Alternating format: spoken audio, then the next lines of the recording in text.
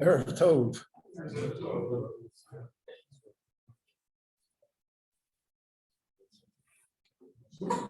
There's probably one of the most famous inyonim in Chumash that is at the beginning of this week's Parasha of Noah. The Torah tells us, told us Noach ish tzaddik, tamim haya b'davar tov. Noach was a righteous man. We don't find that the Torah throws around compliments. Very hard to see anybody else called it tzaddik. We call Yosef tzaddik, but we gave him that appellation. It's not in the Torah. And here the Torah calls him Noach ish tzaddik. And then the Torah says, Tomi moya b'dorosav. In his generations, he was considered a Tomim.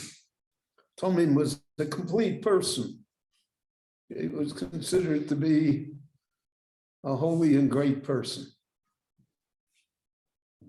So, Eina Mikra Yotze Mirei Pshuto. If the Torah said it, the Torah said it.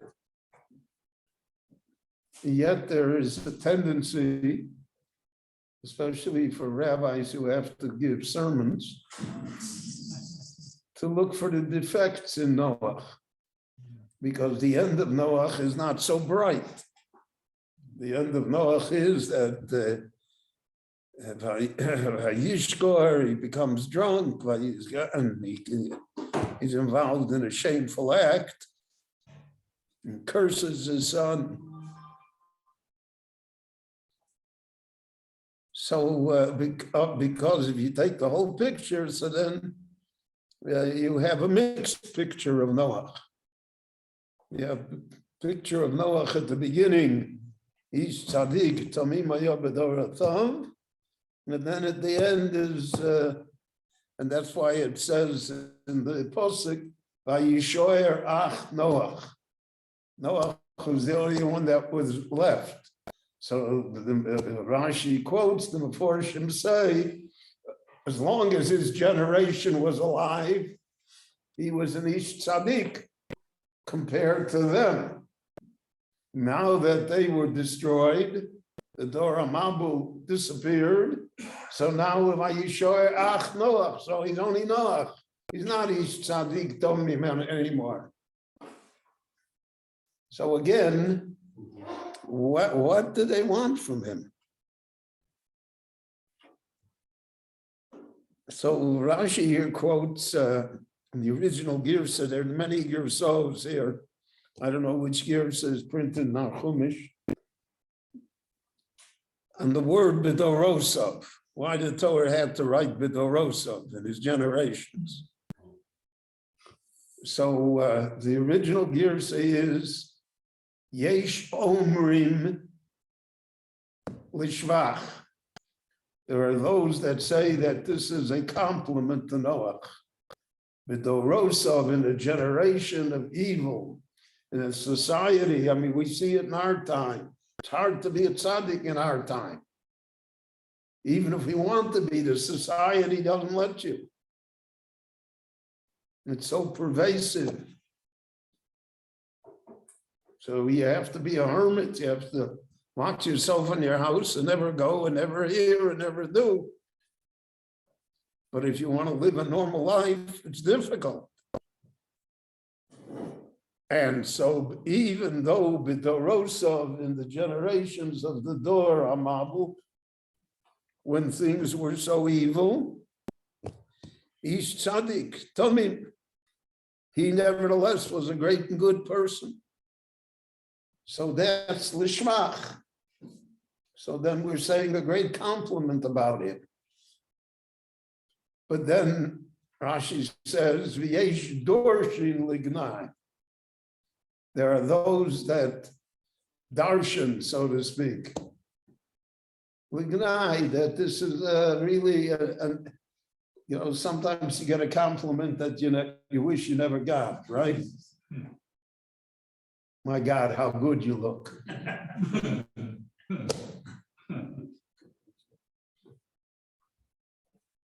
So this is a backwards compliment. Because Midorosov, he's a tzaddik. Because Nador Amambu, they're so evil. So even a regular person appears to be a tzaddik.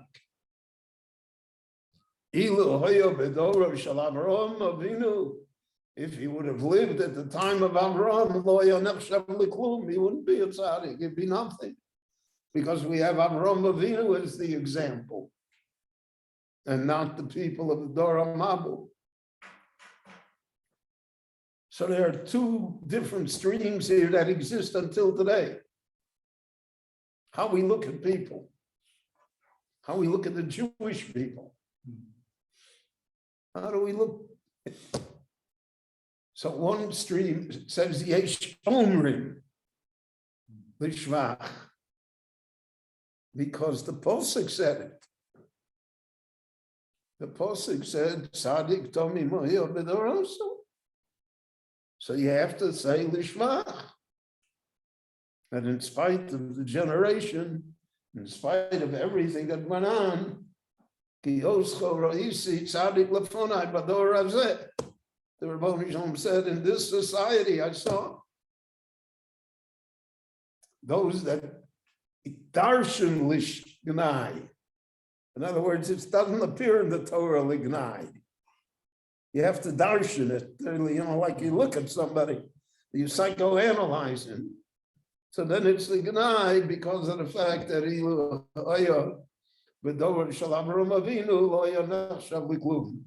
wouldn't be anything in the generation of Avraham Avinu. I remember from my youth, which is a few days ago, in Chicago. So where Chicago had a great rabbonim, most of them Litvisher rabbonim, really Geonim, superior rabbonim. There were like 50 of them. There were then, in our neighborhood alone, there were 42 synagogues that had rabbonim.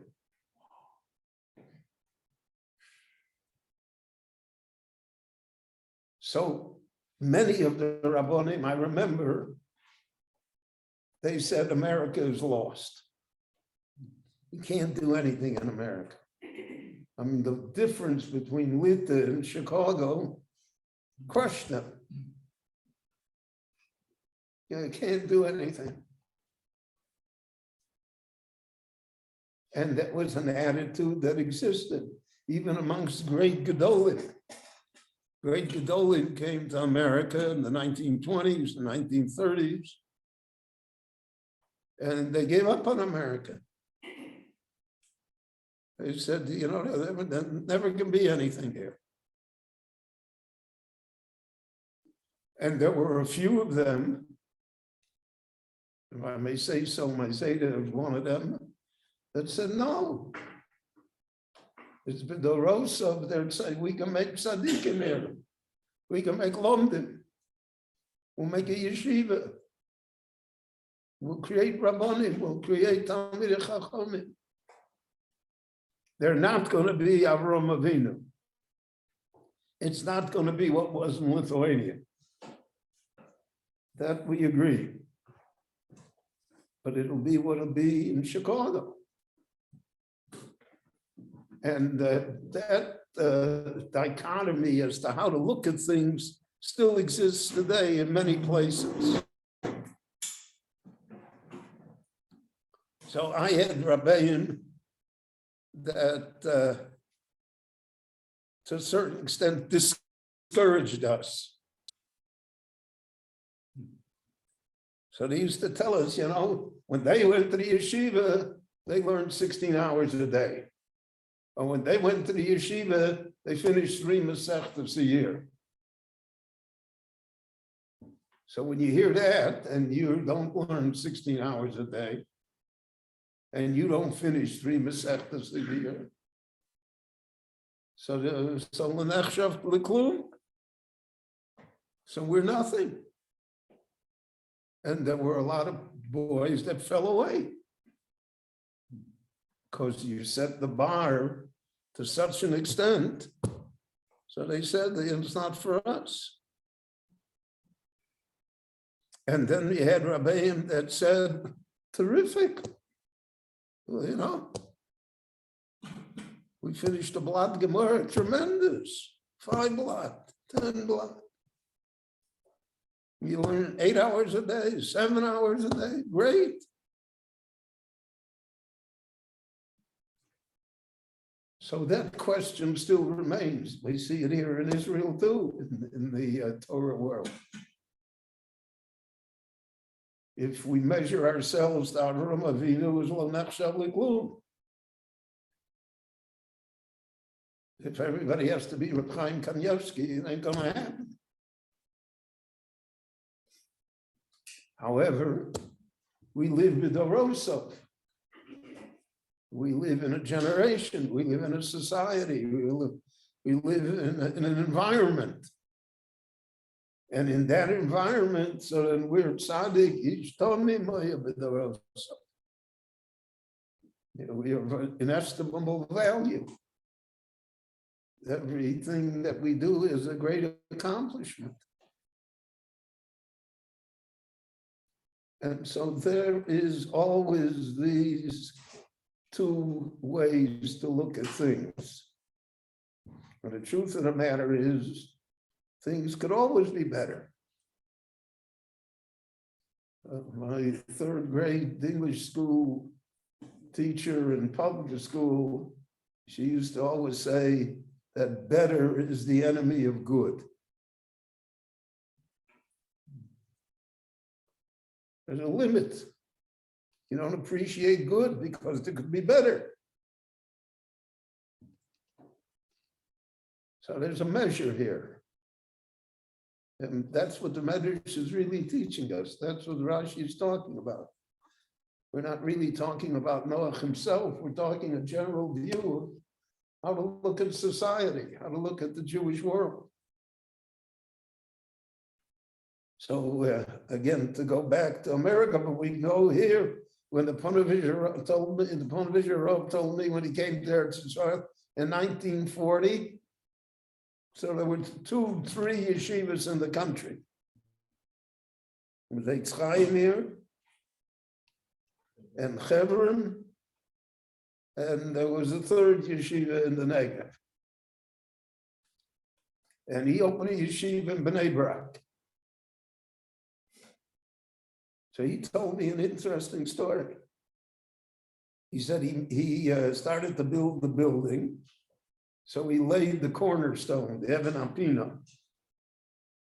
And the Even Apina, he made a teches, he made a ceremony. He invited, even Ben Gurion came to the cornerstone. So he said, one of the Rabbonim said to him, "You're wasting your time."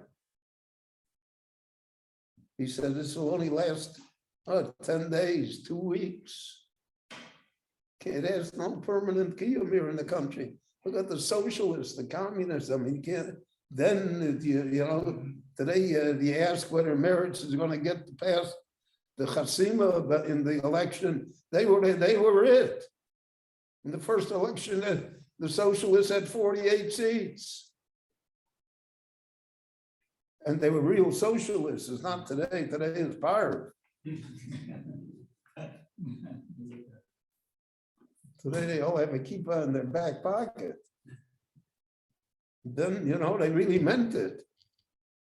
So he told them, "What are you doing here? It's useless." So he told me that I told them Klal Yisrael needs the yeshiva even only for 10 days. And he was right, because it's not 10 days. And the growth in the Torah in the country is enormous. So again, it's B'dorosov. One way to look at it is, can't be. The other way to look at it is, we have to do what we can. And so that's the challenge that exists in the Parsha of Noach. Rashi highlights it for us. Always these two different streams, two different views of how to see what is possible. He told me you would never give up on the Jewish people. Yet it's forbidden. He said the biggest issur, he told me, I was just starting out in the Rabbonis. He said the biggest issur is to be miyayish, to give up. And the truth of the matter is we would not have what we have anywhere if we gave up. If we said, "Lo nechshav liklum," we'll never be Avraham Avinu. You won't be Avraham Avinu, you'll be Noach. That really is the idea that Rashi wants to communicate to us in this well-known medrash that forms the basis for this week's parsha. Chananya ben Akash Omer Rotza HaKadosh Baruch Hu L'Zakol Yisrael. V'fichal Chiver Lahem Torah Mitzvot Shene'amar. I don't know.